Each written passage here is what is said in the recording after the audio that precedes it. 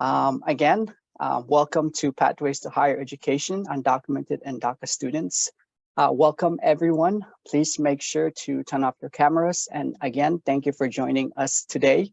And I hope that y'all find this webinar insightful. So first, what we're gonna talk about is kind of our digital community guidelines. Please make sure to use your raise hand feature if you have any questions that you'd like to ask. I would hope that we keep our questions at the end of the presentation, so you know, we can continue. We can have a good flow to our presentation. That would be amazing. Please make sure that so you don't forget your question, or if you want your questions answered right away, please put them in the chat. And we encourage a collaborative environment, so making sure that we respect each other, that would be amazing. So thank you for following our digital community guidelines. Before we start as well, I would like to introduce our presenters for today. My name is Juan Carlos Villanueva. I'm here in Orange County, the program manager for TGR Foundation. And my colleague is... Hello, everyone. My name is Andres Kwamani. I'm based out here in Orange County, California, and my role is program coordinator for the Earlwood Scholar Program. And I'll pass it to my fellow coordinator. Good afternoon or good evening, everybody. My name is Caitlin Diaz. I'm the program coordinator for the Earlwood Scholar Program based out in Washington, D.C. over here. And thank you so much for coming out to today's webinar. Yes, thank you. Oop. And our agenda today is that we're going to do some community building before we start our actual resources and information that we'd like to share to you all. And then we're going to go through some college resources, just a little bit more things to kind of just talk to you guys about. And then we're going to do how to pay for college. And then we're going to go through some scholarships that we found for undocumented and DACA students. And then we're going to go into some additional resources for DACA and undocumented students that hopefully you find insightful. And we're going to go into our question and answer, and hopefully we receive some questions as well. And so for icebreaker, I'm going to call in my colleague here, Mr. Andres, to get us started. Yes, thank you, JC. And I'm going to go ahead and share my screen. So let me take over really quick. And let's get started. So we want to get a word cloud just so we can see how everyone's feeling. But the question that I have for everyone here is, what is a word that describes your feelings towards the college application process? And feel free to go on menti.com and use the code up top. It is 56290039. So go ahead and do that. And yeah, what are some words that describes your feeling towards the college application process? Just to kind of get a feel on how everyone's doing so far. If you're applying this year, then I know it might have been stressful these past couple months. I know we were feeling that too in our program, but it's very rewarding when we get those reward letters, not the reward letters, sorry, the acceptances. So satisfied, I like that. Yes, that's a big one already. A lot of people answered that one. Thank you. Keep going. Let's do this for about 2 minutes. Overwhelmed, yes.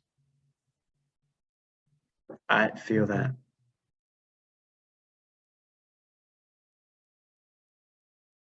Confused, calm, nervous, I would assume. Easy, okay, that's good to see too, right? Easy, but also confusing. Barriers, optimistic. Frustrating.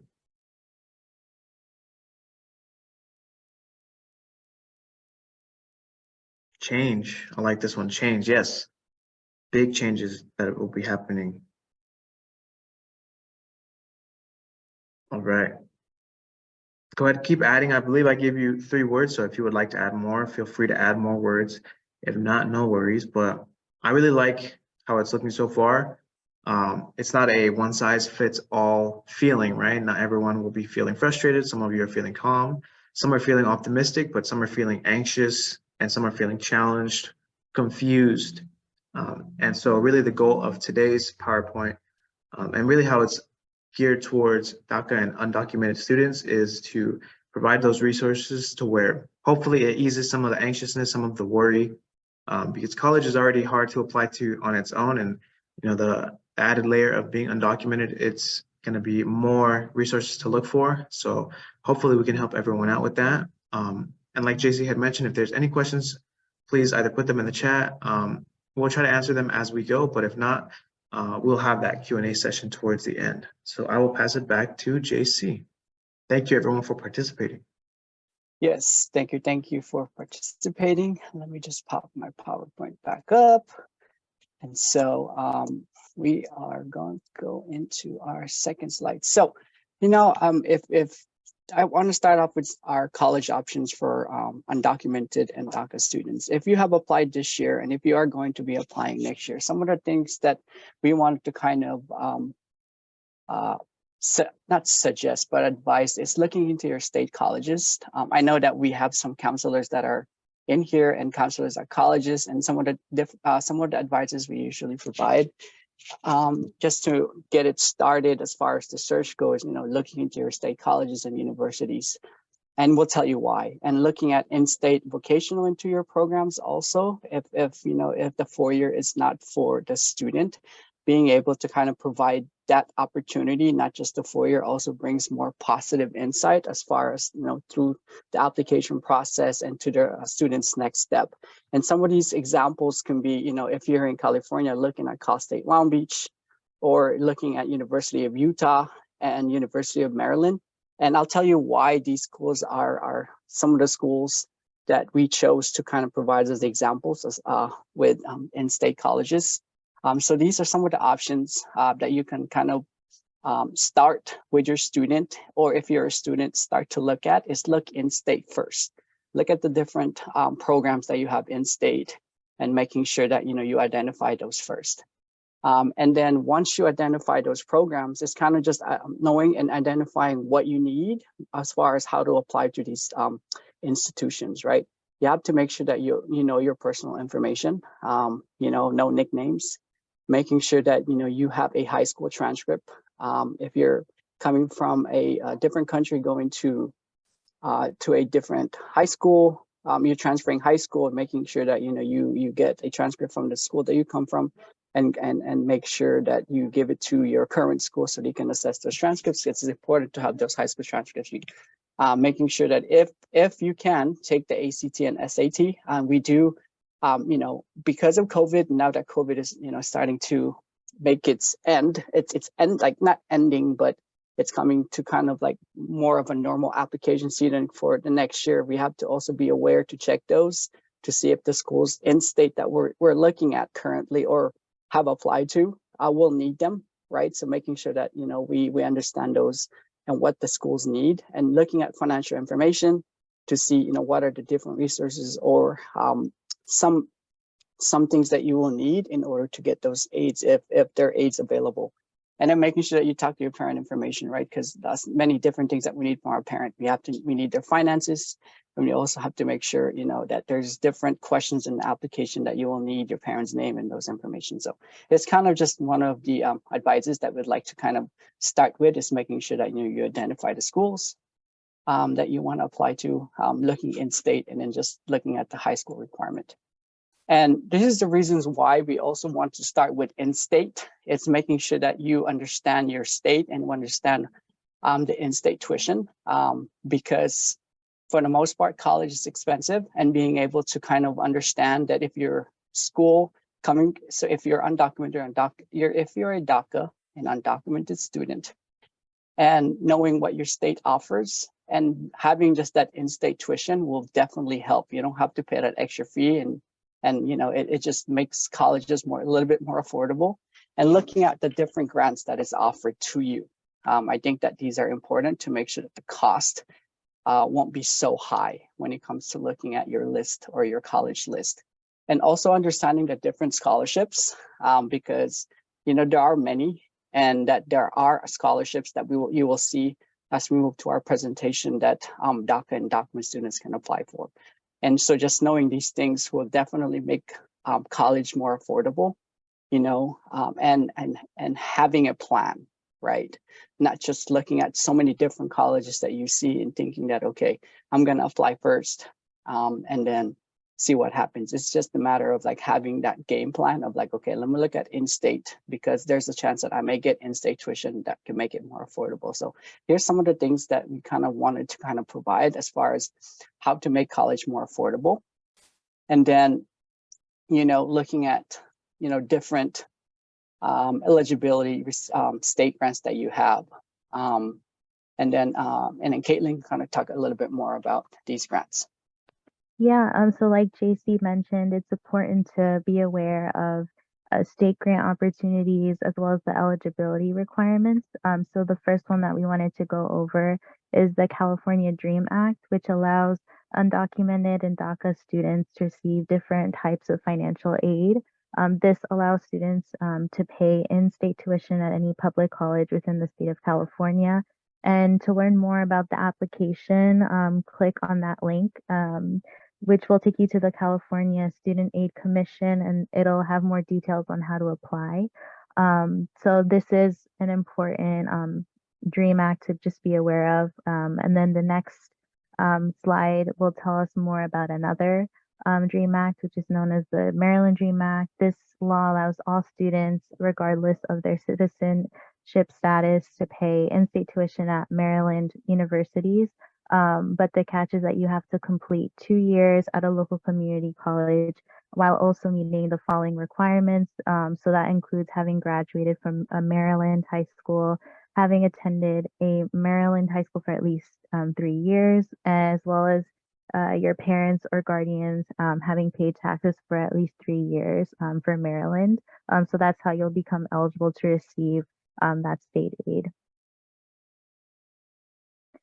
This next act that we wanted you all to be aware of is known as the Illinois DREAM Act. This is designed to make scholarships, college savings, and prepaid tuition programs available to all undocumented students who have graduated from high schools within Illinois. This act also created the Illinois Dream Fund, which provides life-changing financial support and resources to allow undocumented immigrants to successfully matriculate and work towards their degree completion. So this is another one that we wanted you all to be aware of.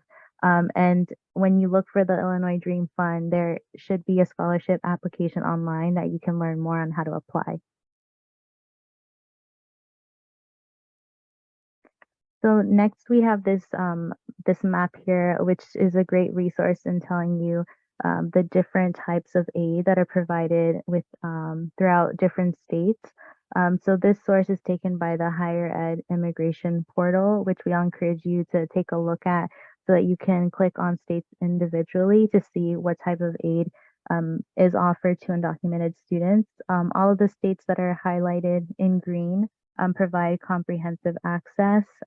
So the ones that are labeled in red are more restrictive in terms of providing in-state aid to undocumented students. But we wanted to highlight some states that provide aid, which include Arkansas, California, Colorado, Connecticut, Hawaii, Illinois, Kansas, and Utah.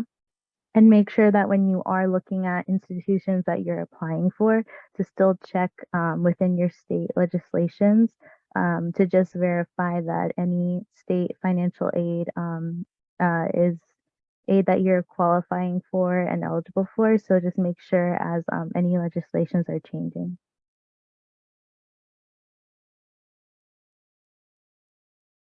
Thank you, Caitlin. And I can go ahead and take over right here.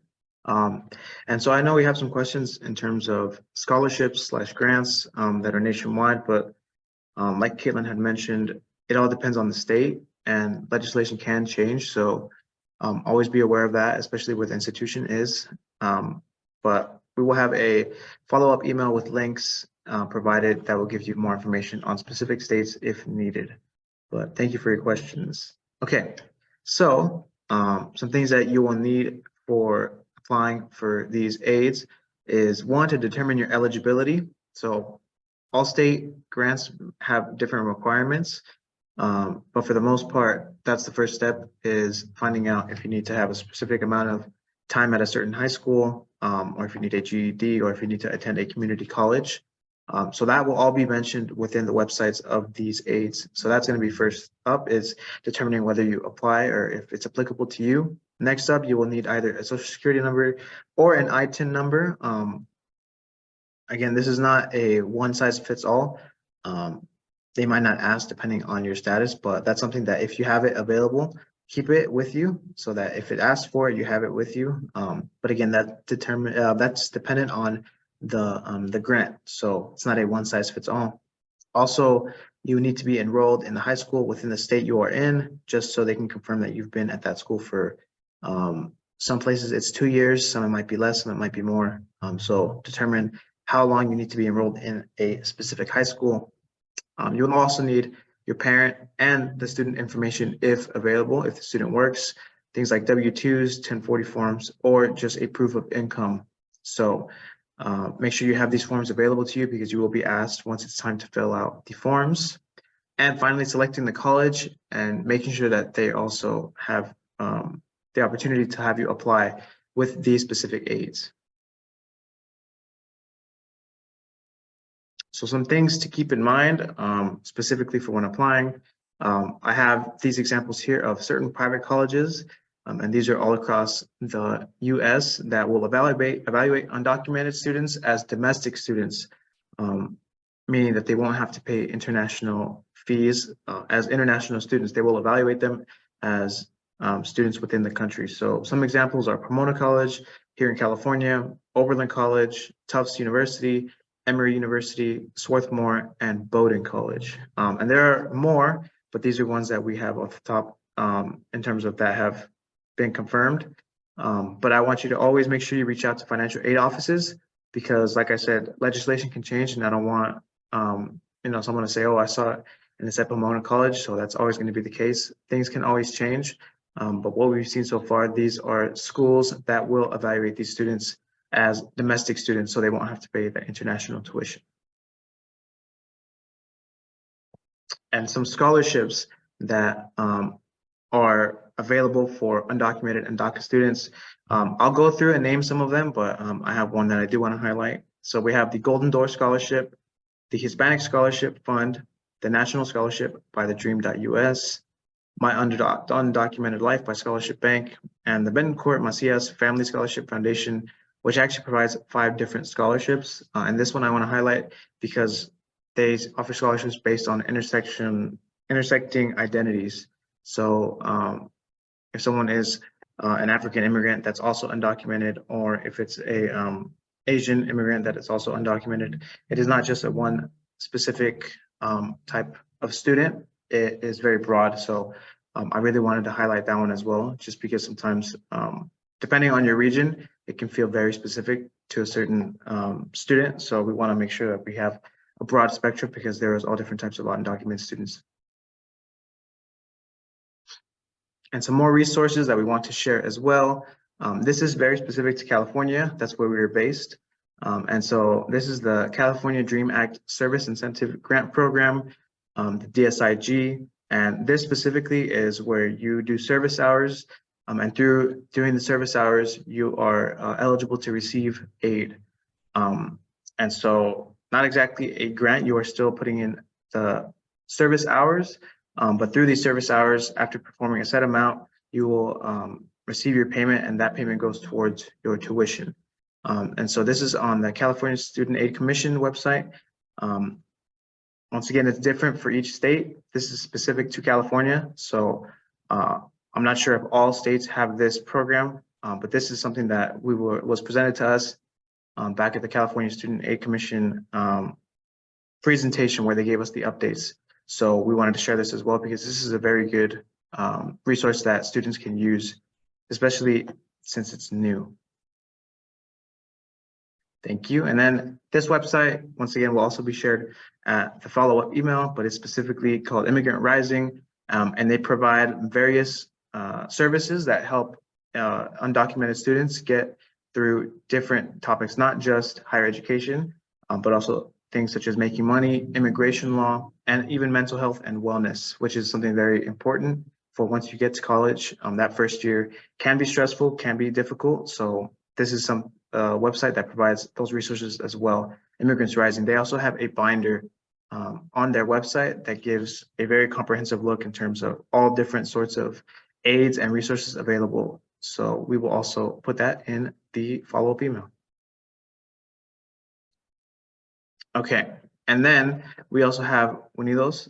And so Unidos is the largest Latino civil rights organization in the US, and they really focus on a whole width of services, not just education, but we have civil rights and racial equity, education, health, housing and financial empowerment, immigration, voting and political empowerment, and workforce development. So relevant to education, but also outside of education as well, because once you're out of school, there's also so much more that leads to that. So Unidos is another very good resource that we will share as well. And might have another one, but from what I know, College Board as well has a specific section where you can advise undocumented students, and they will also provide resources, documents, links. And this is specific to College Board, and I really like that they have a section as well, because students can be taking AP classes. They already have an account, so they can even cross check Big Future, maybe some scholarships that are specific to undocumented students through College Board as well. So this is a very good resource that we wanted to share with everyone as well. Okay, now I will pass it back to JC for the Q&A. I know we have some questions in the chat, so feel free to add more as well. Yes, so if you have any questions, please put it in the chat, but hopefully you found the information insightful. These are information that hopefully we can, if you're a student, something that you can use, or if you're a teacher or counselor, hopefully something that we can pass on to students to continue to search for scholarships, or giving that first step to identify, like identifying what's what are the in-state schools that you have available to you, and are, as the state providing in-state tuitions, such as those things. And our first question is there anything similar to this in Texas? I will get back as far as this question goes, because I think that there's so many legislations that happened in the last couple of months. And so this is something that we'll get back to you. If I have an answer, I will go ahead and share it in the follow-up email. Next question will be, you mentioned scholarship grants that are nationwide? Yes, the scholarships that we mentioned just now are nationwide, and are scholarships that our students that can apply for. And we'll provide these links with the follow-up email. But these are nationwide that students can apply for, like the Hispanic Scholarship Fund now are accepting students who are DACA students as well, and they have a really good program where they provide mentorships, and they provide financial support as well. So yes, these are our international scholarships. What if the question is, what if the student boards at a school outside their home state, so they haven't gone to high school in their home state? Would they qualify in state where they attend high school? That's something that we will need to look into as far as the eligibility. And this is something that we can continue to research as well. But I'd say always look back to the eligibility for that school. Usually, as we presented, a lot of the eligibility starts with you have to go to school, and you have to go to high school you have to go to school in the state that you're living in order to qualify for some of this in-state tuition. But this is something that we'll look into it further, and if I have answered, then we'll go ahead and also include it in the follow-up email. Any additional questions as far as what we presented, or anything that you guys have? I know that some of the questions, we have some questions as far as a lot of scholarship questions, and a lot of questions as far as what to do the first step. And then, okay, there's another question, is when working with parents who are undocumented, what is the best advice to ease their mind? Usually, I think the best advice is just kind of letting them know that there are opportunities out there for students, and that helping them kind of give them that first step of, okay, let's look in state, and just letting them know that, not to lose hope. And I think that being able to kind of share some of the opportunities, hopefully shared today, and hopefully you found insightful, and being able to share that to them, hopefully will kind of give them that hope that, you know, that their students, you know, can go and get a 4-year degree. So hopefully that answers your question. Next question is, with so many possible documentation status and some families feeling stigma associated with the word undocumented, starting to hear terminology like undocumented, are you hearing this too? Is this more inclusive term? Andres, would you like to help me with this question? Yeah, so I wanted to go back to Angela specifically, where she says, do you find that there's a great deal of confusion between DACA and undocumented? And yes, I know, correct me if I'm wrong, I believe currently DACA is frozen, so you cannot send applications, and the ones that are waiting for their applications, they're not being processed. And I think we're still waiting on the court order, so on whether it is deemed legal or not. So at this point, I would separate them. I would say that students that are undocumented focus specifically on in-state tuition and whether their states provide things like DreamActs. Because those, you do not need to be a DACA recipient. If you are undocumented, then you are eligible to apply, granted that you fit those eligibility requirements. So I think, you know, for our sake, in terms of just the uncertainty of DACA and its status, it's better to just not mention it as much, even though we mentioned it in our title. So as you can see, we're still figuring this out as well, but DACA is still in the air, so it's better to really just focus on what is offered within your state, because that will apply to all undocumented students, not just specifically DACA recipients. And then Mr. Johnson has this question of the word like undocumented and underdocumented. I haven't heard that yet, but I'm not opposed to using that. I think it's always good, and terms are always being updated as well. So I haven't heard it specifically in our circles, but if it's being used, I'm sure we'll hear it some more. And then Brenda, thank you so much for the updates as well. She says renewals are still happening. It's new applications that are still paused. Thank you. Yes, that is true. Thank you, Brent. Is it Brenda? Sorry, questions are coming in, and then like I'm looking at like different things. So I hope that I'm able to get to everyone's question, and I appreciate you, Andres, for bringing up the question that I missed. Will you be sharing the presentation or links with the participants? Yes, we will send a follow-up email with all the links that we talked about today, and you will have it hopefully by next week. My goal is to send it to you all next week. So you will definitely receive the video recording as well, just to, if you need to recap, or if some of our presenters couldn't attend today, they will have their recording. I have another question. We'll do about maybe another 4 to 5 more minutes of questions. I have recently helped a few individuals renew over the past 3 months, and they are still being approved. Yes, definitely. You know, we're still going through there's many different processes that are still happening, and then a lot of it is, you know, just going through the legislations and those things. It's just a matter of being able to kind of, you know, provide provide a resource to be able to get the students going. And I know that a lot of colleges now, compared to, you know, are starting to kind of provide more of that resource, so we can get students, you know, start to apply and actually get, you know, their education. Are there additional questions that y'all would like to ask before we go into our next slide?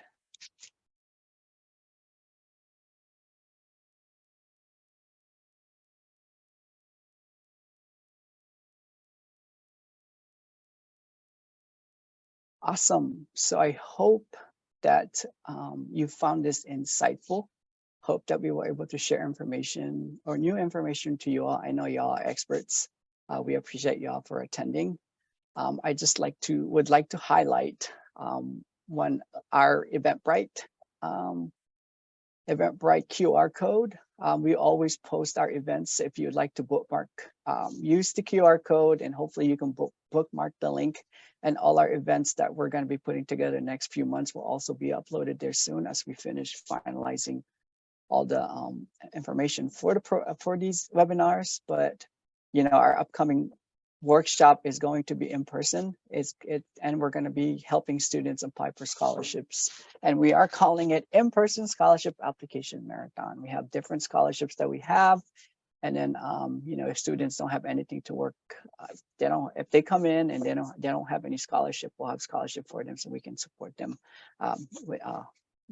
for when they come. But if you'd like to, if you have students, or if you're from California, please make sure to tap in, use the QR code, tap in with us, and hopefully we can meet your students in person. Or if you're a student, hopefully we can meet you in person so we can help support you apply for scholarships. But if not, if you're from out of state and you cannot, you know, cannot make the presentation, please bookmark the QR code. We have a few more events coming up to help support kind of reading your award letter and going over some community college options for you in the next coming months. So please, you know, save the QR code, and we would love to have you during those presentations. But aside from those, is that these are contact information. If you have any question, or if you'd like to share some thoughts with us, or if you just want to communicate with us as far as additional information, please do so. Send us an email. We would love to chat with you all. We appreciate you all for attending our workshop today. And we would like to say thank you. And we hope to see you all soon in our next workshop.